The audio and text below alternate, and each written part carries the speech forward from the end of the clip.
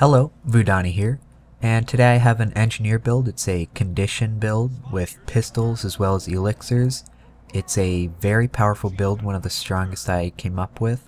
That probably has to do with the insane amount of mobility, damage, and defense this build has. Let's start off by looking at the slot skills you'll be using. The first slot skill you'll have is Elixir H. This is your heal. It will also give you one of 3 random boons. Elixir U is your burst elixir, and it will give you quickness for over 5 seconds. Elixir B is going to give you 4 buffs that can be maintained for the most part. Elixir S is going to be your defensive stun break elixir that'll give you a short immunity. And Supply Crate for your ultimate. It's a skill that's basically always useful, whether it be offense, defense, or support. And you see here I open up with Supply Crate, get that stun, start off a little bit of damage, and here comes the burn. This is why this build is good. It has tons and tons of damage. I mean, it's a very survivable build, but really what makes it good is just the pure amount of damage you can put out. The pistol that pierces, as you notice right there with that huge AoE fight, just absolutely devastating. Also, the buffs you're going to be applying are going to further facilitate your bleeds and your burns. It's really just a build that works. Everything you get works with each other. All of your elixirs help your bleeds and your burns. It just really feels right. With the underwhelming kits that I found for engineer, I was really happy to have put this build together. I really felt like some of the toolkits were just absolutely underwhelming. The flamethrower grenades, and they could be useful, but it's really just not there. And while this build might not be as flashy as others, it's incredibly effective. I think this video is proof enough of that. The next thing to go over is your traits, and you'll be 10 explosives, 30 firearms, and 30 alchemy. The main purpose of the alchemy tree is going to help you maintain boons as well as cleanse yourself of any conditions you or your allies might get. It's going to also reduce the recharge rate of your elixirs by 20%, further helping that. The focus of the firearm tree is raw damage output. It's going to help you with your bleeds as well as burns. It's also going to give you an extra 150 range on your main pistol shot, making it 1050 range. It's also going to make your pistol pierce, which is incredibly useful for AoE fights. And finally, the last 10 points you'll be using will go into explosives. This gives you a 10% increase on condition duration, as well as a chance to burn on critical hits, which is very good. One thing you may have noticed about this build is the constant presence of multiple boons, including swiftness and fury. Swiftness is obviously very useful. Getting from point A to point B is crucial for objective games, and fury is going to help you bleed and burn people. Obviously, these aren't the only 2 boons you'll have multiple others that just aren't quite as useful, but still pretty good. This being a condition focused build, I took Rampager's Amulet for the crit as well as condition damage. For runes, I have Rune of the Monk for boon duration, Rune of the Afflicted for bleed duration, and Rune of the Crate for bleed duration.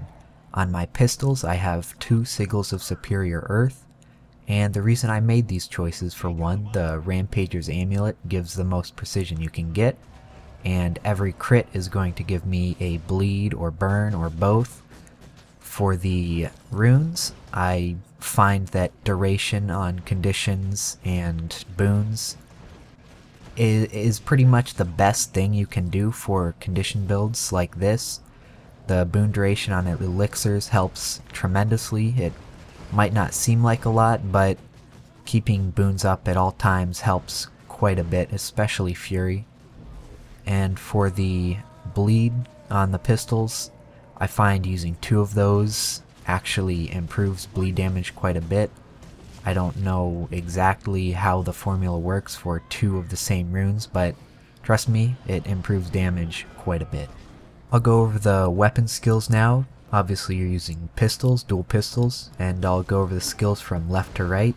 You have Explosive Shot, Poison Dart Volley, Static Shot, Blowtorch, and Glue Shot. All of these skills are very useful for what this build is doing, which is kiting, killing, and supporting. For damage, you have Explosive Shot, Poison Dart Volley, and Blowtorch.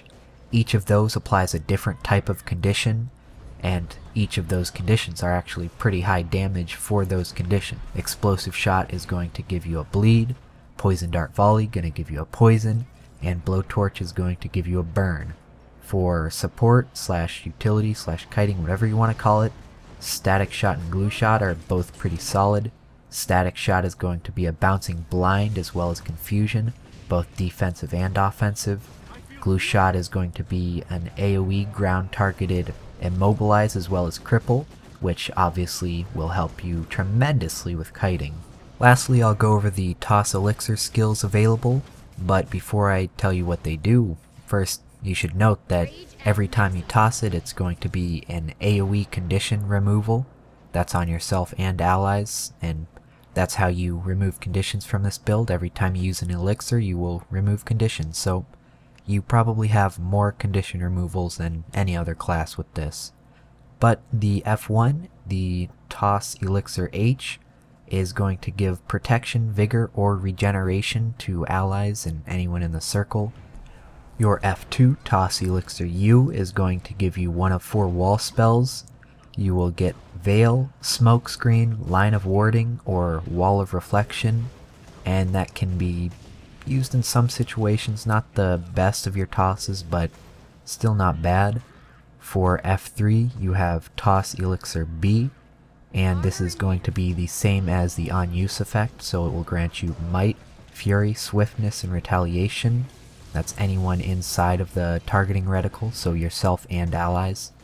And finally, your F4 ability, Toss Elixir S, is going to give either stability or stealth in the targeting reticle.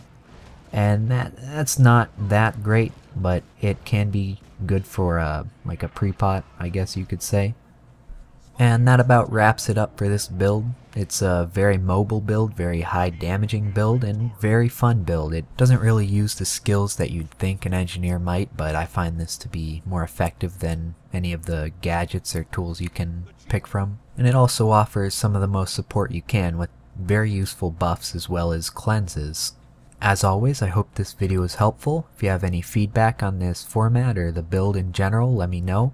Feel free to rate, comment, subscribe. I'll be putting out more builds similar to this. I'll probably put a few more games with this build up pretty soon here. And thanks for watching.